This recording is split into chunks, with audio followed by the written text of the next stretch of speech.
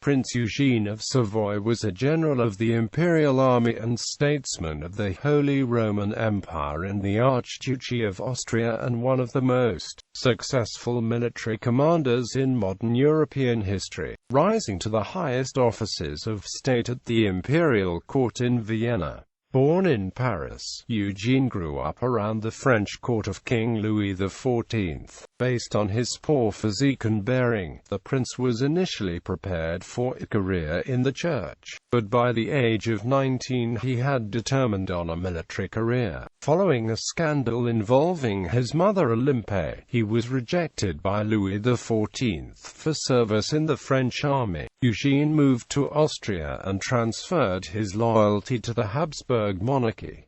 Spanning 6 decades, Eugene served 3 Holy Roman emperors, Leopold I, Joseph I, and Charles VI. He first saw action against the Ottoman Turks at the Siege of Vienna in 1683 and the subsequent War of the Holy League, before serving in the 9 Years' War, fighting alongside his cousin, the Duke of Savoy. However, the prince's fame was secured with his decisive victory against the Ottomans at the Battle of Zenta in 1697, earning him Europe-wide fame. Eugene enhanced his standing during the War of the Spanish Succession, where his partnership with the Duke of Marlborough secured victories against the French on the fields of Blenheim, Oudenarde, and Malplaquet. He gained further success in the war as imperial commander in northern Italy, most notably at the Battle of Turin. Renewed hostilities against the Ottomans in the Austro-Turkish War consolidated his reputation, with victories at the battles of Petrovaradin, and the decisive encounter at Belgrade. Throughout the late 1720s,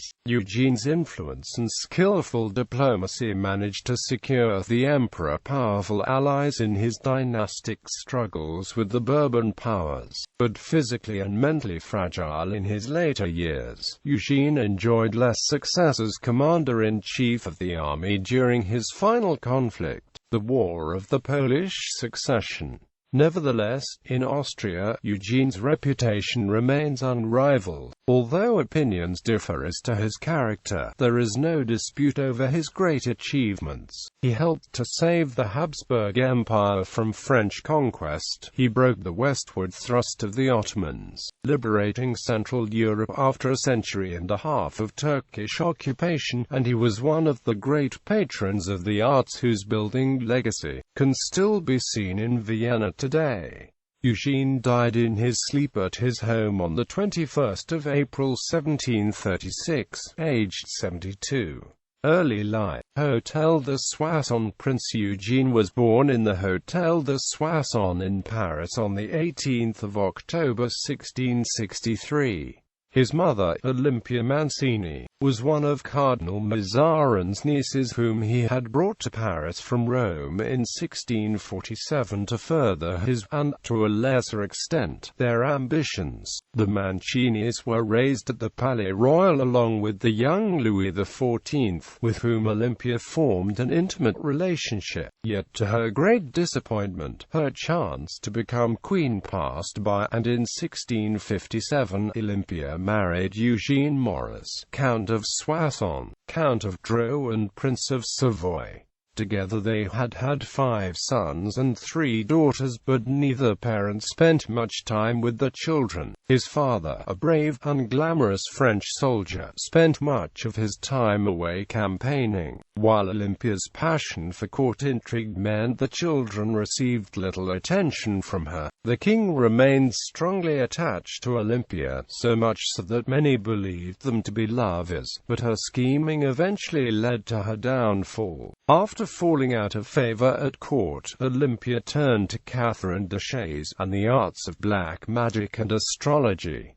It was a fatal relationship. Embroiled in the affaire des poisons, suspicions now abounded of her involvement in her husband's premature death in 1673, and even implicated her in a plot to kill the king himself. Whatever the truth, Olympia, rather than face trial, subsequently fled France for Brussels in January 1680, leaving Eugene in the care of his father's mother, Marie de Bourbon, and her daughter, hereditary Princess of Baden, mother of Prince Louis of Baden. For the age of 10, Eugene had been brought up for a career in the church, a personal choice of the king, basing the decision on the young prince's poor physique and bearing. Certainly Eugene's appearance was not impressive. He was never good-looking, wrote the Duchess of Orleans. It is true that his eyes are not ugly, but his nose ruins his face. He has 2 large teeth which are visible at all times. In February 1683, to the surprise of his family, Eugene declared his intention of joining the army. Now 19 years old, Eugene applied directly to Louis XIV for command of a company in French service. But the king, who had shown no compassion for Olympia's children since her disgrace, refused him out of hand. The request was modest, not so the petitioner, he remarked. No one else ever presumed to stare me out so insolently. Denied a military career in France, Eugene decided to seek service abroad. One of Eugene's brothers, Louis Julius, had entered imperial service the previous year, but he had been immediately killed fighting the Ottoman Turks in 1683. When news of his death reached Paris, Eugene decided to travel to Austria in the hope of taking over his brother's command. It was not an unnatural decision. His cousin, Louis of Baden, was already a leading general in the Imperial Army, as was a more distant cousin, Maximilian II Emanuel, Elector of Bavaria. On the night of July 26, 1683, Eugene left Paris and headed east. Great Turkish War. By May 1683, the Ottoman threat to Emperor Leopold I's capital, Vienna, was very real. The Grand Vizier, Kara Mustafa Pasha, encouraged by Imre Thökly's Magyar rebellion, had invaded Hungary with between 100,000 and 200,000 men. Within 2 months, approximately 90,000 were beneath Vienna's walls. With the Turks at the gates, the emperor fled for the safe refuge of Passau up the Danube, a more distant and secure part of his dominion. It was at Leopold I's camp that Eugene arrived in mid-August. Although Eugene was not of Austrian extraction, he did have Habsburg antecedents. His grandfather Thomas Francis, founder of the Carignano line of the House of Savoy, was the son of Catherine Michel, a daughter of Philip II of Spain, and the great-grandson of the Emperor Charles V.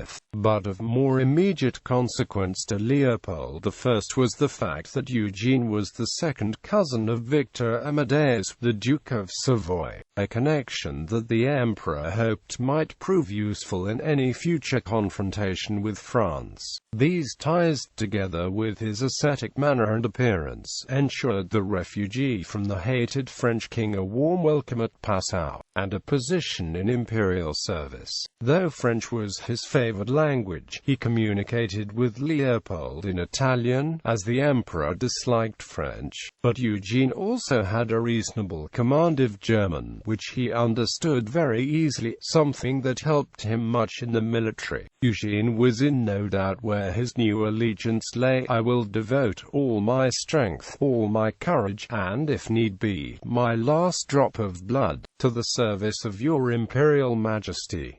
Quote. This loyalty was immediately put to the test. By September, the imperial forces under the Duke of Lorraine, together with the powerful Polish army under King John III Sobieski, were poised to strike the Sultan's army. On the morning of the 12th of September, the Christian forces drew up in line of battle on the southeastern slopes of the Vienna woods, looking down on the massed enemy camp. The day-long Battle of Vienna resulted in the lifting of the 60-day siege, and the Sultan's forces were routed and in retreat. Serving under Baden, Eugene distinguished himself in the battle, earning commendation from Lorraine and the Emperor. He later received the nomination for the colonelcy of the Dragoon Regiment Kufstein, Holy League. In March 1684, Leopold I formed the Holy League with Poland and Venice to counter the Ottoman threat. For the next 2 years,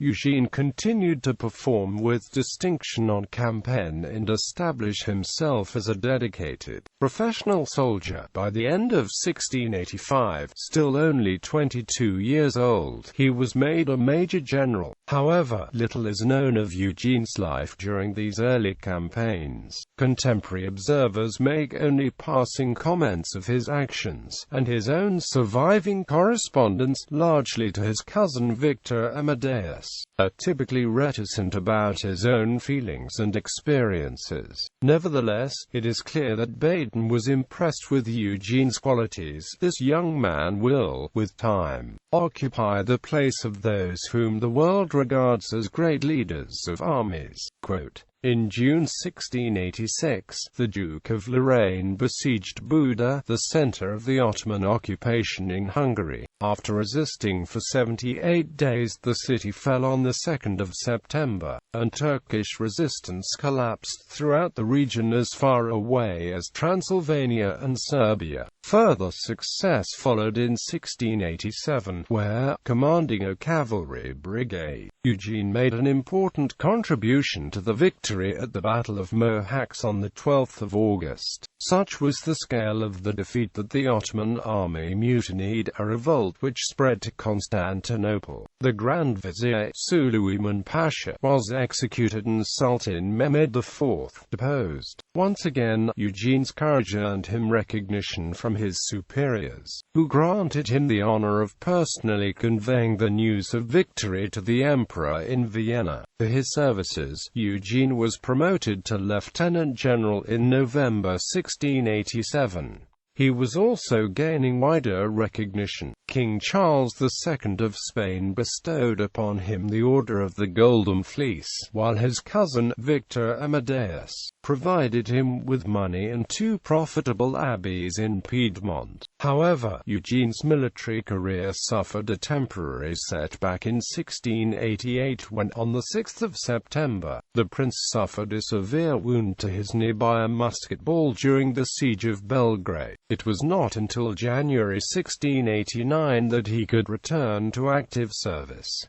Interlude in the West. 9 Years' War. Just as Belgrade was falling to Imperial forces under Max Emanuel in the east, French troops in the west were crossing the Rhine into the Holy Roman Empire. Louis XIV had hoped that a show of force would lead to a quick resolution to his dynastic and territorial disputes with the princes of the empire along his eastern border, but his intimidatory moves only strengthened German resolve, and in May 1689, Leopold I and the Dutch signed an offensive compact aimed at repelling French aggression. The 9 Years' War was professionally and personally frustrating for the prince. Initially fighting on the Rhine with Max Emanuel, receiving a slight head wound at the Siege of Mainz in 1689, Eugene subsequently transferred himself to Piedmont after Victor Amadeus joined the alliance against France in 1690.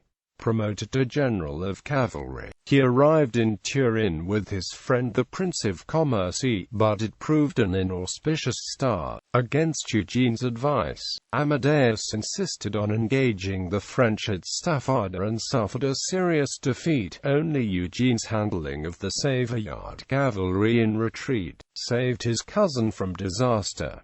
Eugene remained unimpressed with the men and their commanders throughout the war in Italy. The enemy would long ago have been beaten, he wrote to Vienna, if everyone had done their duty. So contemptuous was he of the imperial commander, Count Carafa. He threatened to leave imperial service. In Vienna, Eugene's attitude was dismissed as the arrogance of a young upstart, but so impressed was the emperor by his passion for the imperial cause, he promoted him to field marshal in 1693.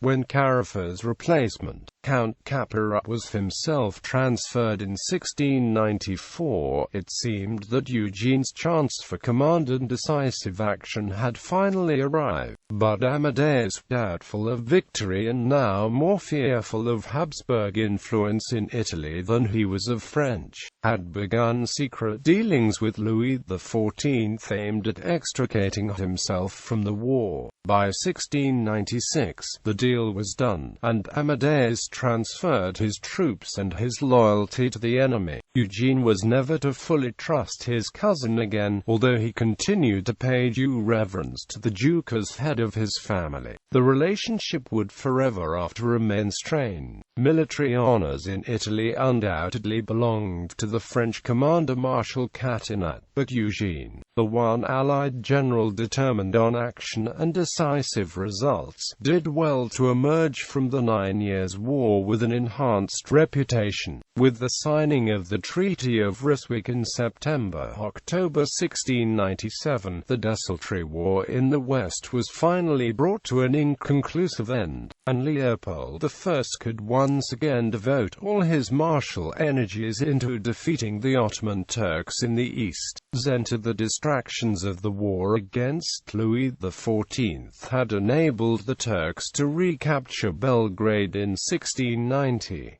In August 1691, the Austrians, under Louis of Baden, regained the advantage by heavily defeating the Turks at the Battle of Slankamen on the Danube, securing Habsburg possession of Hungary and Transylvania. However, when Baden was transferred west to fight the French in 1692, his successors, first Caperat, then from 1696, Frederick Augustus, the Elector of Saxony, proved incapable of delivering the final blow. On the advice of the president of the Imperial War Council, Rudiger Starhemberg, Eugene was offered supreme command of imperial forces in April 1697.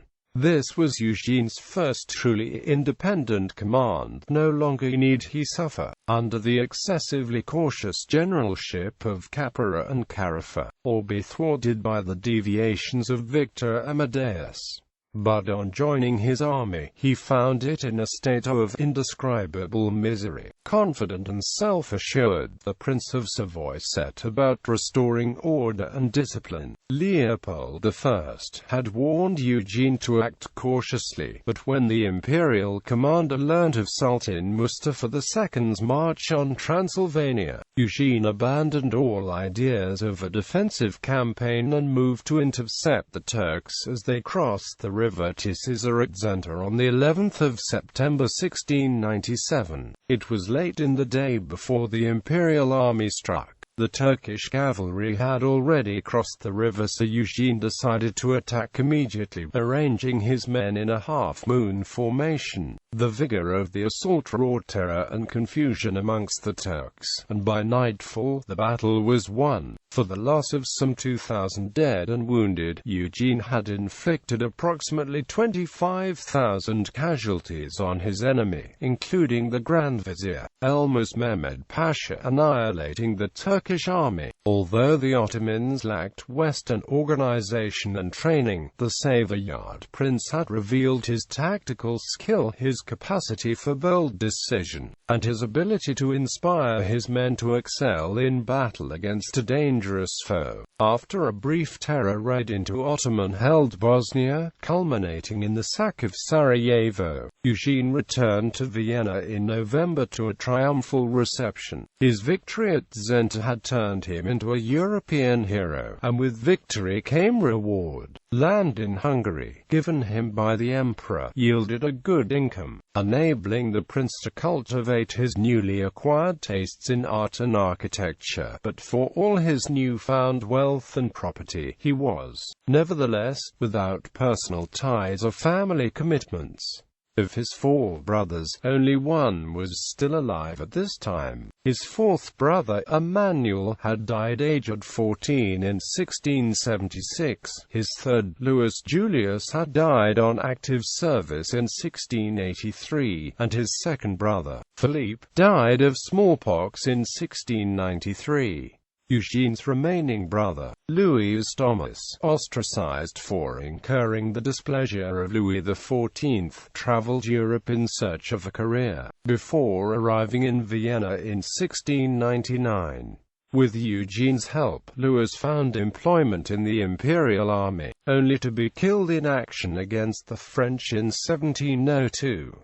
Of Eugene's sisters, the youngest had died in childhood. The other 2, Marie-Jeanne-Baptiste and Louise for Liberté, led dissolute lives. Expelled from France, Marie joined her mother in Brussels before eloping with a renegade priest to Geneva, living with him unhappily until her premature death in 1705. Of Louise, little is known after her early salacious life in Paris, but in due course, she lived for a time in a convent in Savoy before her death in 1726. The Battle of Zante proved to be the decisive victory in the long war against the Turks, with Leopold I's interests now focused on Spain and the imminent death of Charles II. The emperor terminated the conflict with the Sultan, and signed the Treaty of Karlowitz on 26 January 1699.